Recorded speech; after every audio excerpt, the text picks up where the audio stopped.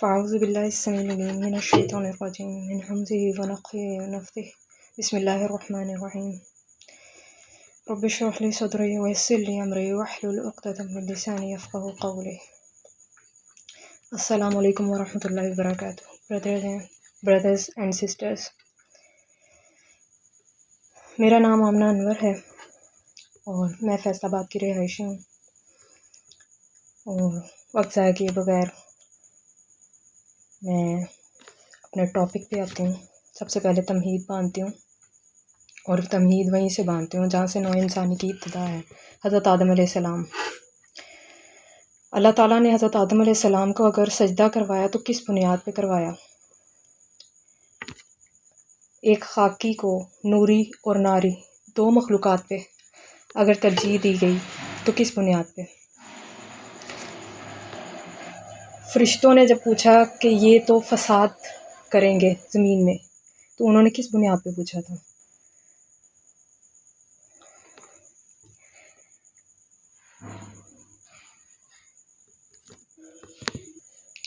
ظاہر ہے یہ سب علم کی بنیاد پہ اللہ تعالیٰ نے حضرت آدم علیہ السلام کو دیا، اور صرف علم کی بنیاد پہ یہی نہیں کہ سجدہ کروایا۔ وجوہات کیا تھیں؟ ایک تو وجہ یہ تھی کہ انسان کو اشرف المخلوقات بنا دیا، اور انسان کو بنایا اشرف المخلوقات۔ یہ الگ بات ہے کہ اللہ تعالیٰ نے گونگوں بیروں کو بدترین جانور کہا ہے، یعنی جو سوچنے سمجھنے کی صلاحیت نہیں رکھتے، وہ انسان حیوانوں سے بھی بدتر ہے۔ لیکن ایک عام انسان کو اشرف المخلوقات کا درجہ دیا علم کی بنیاد پہ، اور جو پہچان رکھتا ہو اپنے رب کی، پیدا کرنے والے۔ پھر حضرت آدم علیہ السلام کو انبیاء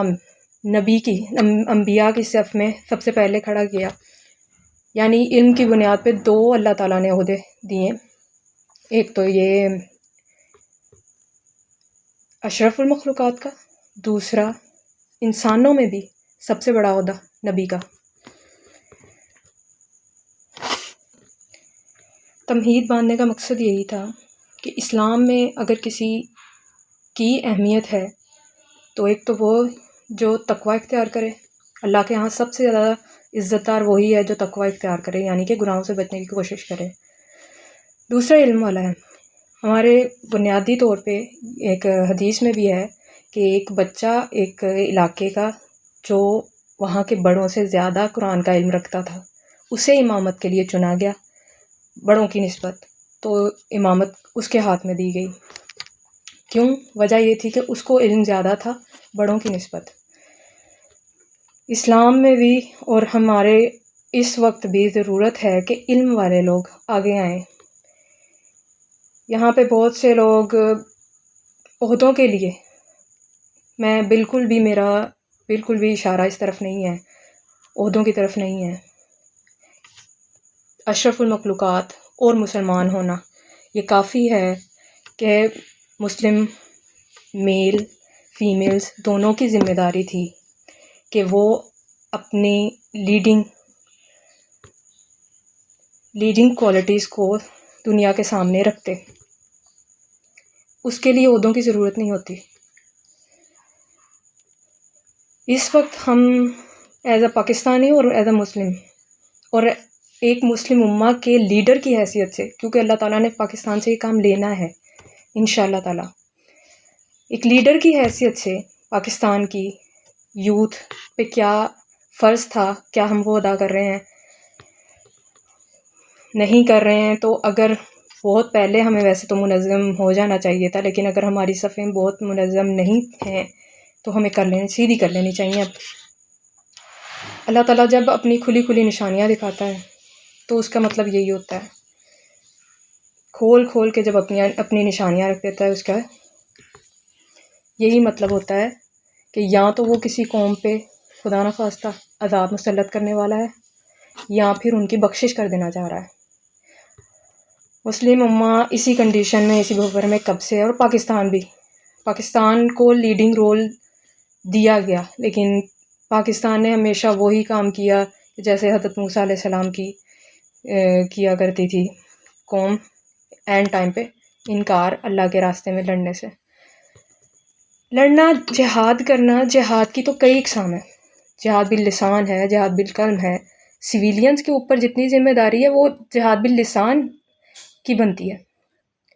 یہاں پہ بہت سے لوگ بزدل کہہ دیتے ہیں، یہاں بہت سے لوگ، اگر کوئی تصادم سے ڈرتا ہے، اور تصادم میں حضرت محمد صلی اللہ علیہ وسلم نے جب فرما دیا کہ دونوں میں سے دونوں ہی جہنمی ہیں، قاتل و مقتول، تو قاتل بھی جہنمی ہے اور مقتول بھی جہنمی ہے مسلمانوں میں سے، تو مسلمانوں کو اس لیے ٹکراؤ سے روکا گیا ہے. اور بات جہاں تک یہ رہی جہاد کی، تو جہاد قلب سے بھی کیا جاتا ہے اور زبان سے بھی کیا جاتا ہے. سویلینز کے اوپر یہی سب سے بڑی ڈیوٹی ہے. اگر وہ اس ڈیوٹی کو ایک منظم انداز میں کریں گے انشاءاللہ تعالیٰ، ایک پریشر گروپ کی حیثیت سے کریں گے، تو انشاءاللہ تعالیٰ اپنی منزل کو پائیں گے. ہم لوگوں نے میں نے میری طرف سے اللہ تعالیٰ نے جو تدبیر مجھے دی اور میں نے آپ لوگوں کے ساتھ شیئر کی، اگر مجھے اس کا لگتا ہے پازیٹیو رسپانس ہے، تو انشاءاللہ تعالیٰ ہم وہی مطالبات رکھیں گے. اور جس کو بھی جو بھی بات کرنی ہوگی اس کے متعلق، اور اگر اس کے پاس کوئی اتھارٹی بھی ہے، تو وہ عوام الناس کے سامنے کرے گا. چونکہ یہ پبلک ایشوز ہیں، تو پبلک سے بیک ڈور مجھے نہیں سمجھ آتا کیا ہوتا ہے. بیک ڈور نہیں معاملات ہوں گے، پبلک کے سامنے ہوں گے. اور میرے خیال میں پبلک کو بھی اب تھوڑا سا اپنے اندر لچک پیدا کرنی چاہیے، بہت ریجڈ نہیں ہونا چاہیے. ہمیں صرف اپنا ہدف یہ مطالبات رکھنے چاہیے، کیونکہ انہی میں پوری ایز اے قوم، ایز اے مسلم امہ ہمارے لیے فائدہ ہے. کون کسی کے لیے، فلاں کے لیے، ایسے نہیں، ان چیزوں کے لیے نہیں ہم نکلیں گے، صرف اپنے مفادات کے لیے نکلیں گے انشاءاللہ تعالیٰ. اور مفادات وہ جو قرآن اور حدیث کے مطابق ہیں. تو میں نے اپنا موقف آپ لوگوں کے سامنے رکھ دیا. اب آپ لوگوں نے ثابت کرنا ہے کہ آپ لوگ کوفی ہیں یا حسینی ہیں.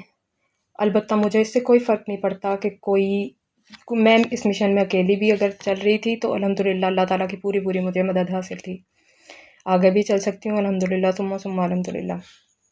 لیکن اگر آپ سب کو ایک مرکز پہ جڑنا ہے تو پھر یہ میں پہلے آپ لوگوں کا رسپانس چیک کروں گی انشاءاللہ تعالیٰ، پھر کوئی فیصلہ کروں گی. جزاک اللہ خیرا.